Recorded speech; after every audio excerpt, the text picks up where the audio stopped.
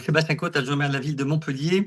Rapidement, mais je suis adjoint à la tranquillité publique et à la protection de la population. Et nous avons bien souhaité, avec le maire de Montpellier, ne pas utiliser le terme de sécurité dans ma dénomination de poste.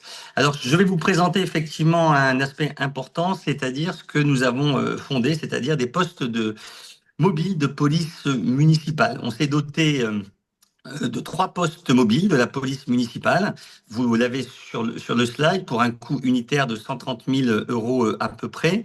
Évidemment, nous avons en parallèle fermé les postes fixes de police municipale, hein. Donc, on fait par ailleurs des économies de gestion et de moyens. Euh, donc évidemment, on a eu aussi des cofinancements, notamment de la région. Donc ce sont 3 postes, 2 postes mobiles et un poste dit de commandement. J'en reparlerai parce que ça nous aide notamment lors des très grandes manifestations. Et vous le voyez, donc il fonctionne sur la ville de Montpellier par demi-journée. Deuxième slide. Pourquoi est-ce qu'on a fait ça? On fait ça parce que on a comment dire, une conviction, c'est que la police municipale, et j'ai pas le temps de développer, mais c'est pour nous, enfin, c'est la seule vraie police de proximité, et je pense que plus le temps passe et plus nous allons aller vers ce genre de choses-là. D'abord, la police municipale n'a pas besoin de guichet fixe, elle ne délivre pas de plaintes, elle ne délivre pas énormément voilà, de documents. Deuxième chose, pourquoi est-ce qu'on fait ça? Parce que aujourd'hui, on a une vraie demande de sécurité, hein.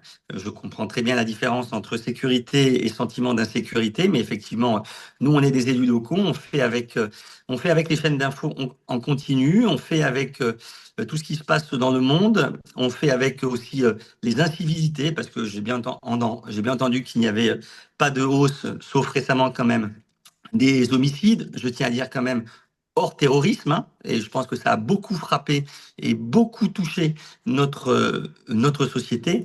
Mais il se trouve que, au-delà, nous, on est interpellés sur tout ce qui est tranquillité, nuisance sonore, tout ce qui va être occupation illicite du domaine public.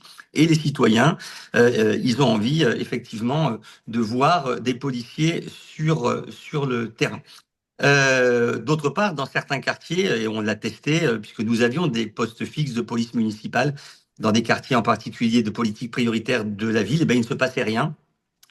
C'est-à-dire que personne ne rentrait dedans parce que personne ne voulait se faire voir en train de rentrer à l'intérieur de ce poste de police. Et donc, il y avait des policiers qui étaient à l'intérieur du poste et qui attendaient toute la journée et qui n'étaient pas dehors. Voilà. Donc, c'est pour toutes ces raisons que on a opté pour la fermeture des postes fixes et la création de ces postes mobiles. Troisième slide. Comment? Donc, effectivement, nous avons 2 fourgons qui sont actifs par demi-journée sur toute la commune, puisqu'il y en a toujours un qui est au garage au cas où un des 2 autres tomberait en panne. Ils sont donc déployés quotidiennement, alors évidemment en fonction des possibilités, c'est-à-dire que vous savez très bien que on a parfois des effectifs qui sont en formation, on a parfois des effectifs qui sont en congé maladie, qui sont en arrêt de travail. Bon, donc c'est pas toujours simple, mais globalement, l'idée, c'est 2 fourgons actifs par demi-journée sur toute la commune. Donc, ils travaillent. Donc, il y a 4 à 5 agents par vacation, comme je vous l'indique. Un chef de service, bien sûr, pour la coordination.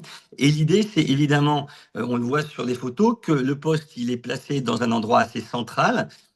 Il y a un agent qui est là et qui ouvre. Et par ailleurs, les autres agents sont en patrouille pédestre tout autour et dans le quartier.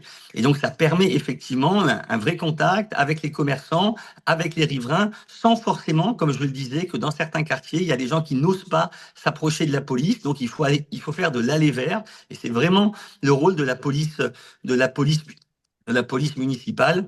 Voilà. Alors ensuite, on a le poste de commandement. Alors là, effectivement, c'est plus particulier. C'est pour les grands rassemblements puisque c'est une mini salle de crise à l'intérieur avec renvoi de caméra, avec un mât télescopique, etc. Enfin, dernière slide. Ça donne quoi? Ça donne un fonctionnement de 9h à 13h, de 14 à 19h dans tous les quartiers de la ville. Ça donne, vous avez en quelques chiffres, hein, en 2024, hein, 192 sorties, 834 834 visiteurs, etc. Je ne développe pas. Ce qui est très important, et je le dis, c'est aussi, et c'est important pour le maire, c'est la flexibilité d'intervention. C'est-à-dire que bien évidemment, on a une planification de nos interventions, mais on est aussi en capacité de réagir lorsqu'il y a eu un événement sur la commune un peu impactant ou qui suscite de l'émoi. Et bien, immédiatement, le maire me demande de pouvoir installer ce poste mobile sur la demi-journée ou les deux demi-journées qui suivent. Et évidemment, ça permet quand même d'être visible, de discuter et de rassurer. J'ai vu passer une question rapidement. Oui, la police municipale de Montpellier est armée. Nous sommes dans le sud de la France. Et si nous ne l'étions pas, nous ne recruterions strictement personne. Je rappelle que nous nous situons entre Nice et Perpignan, si vous voyez à peu près Montpellier. Voilà la problématique. Voilà, donc j'espère ne pas avoir été trop long et avoir respecté le timing, Florian. Parfait. Voilà. C'est parfait. Merci Sébastien. Ouais, merci pour cette présentation. Et je tiens à dire que ça vaut aussi pour les villes moyennes, puisqu'à Laval, nous avons un poste mobile de police municipale également qui permet de sillonner les quartiers, d'être là aux manifestations. Et on l'a eu pour moins cher.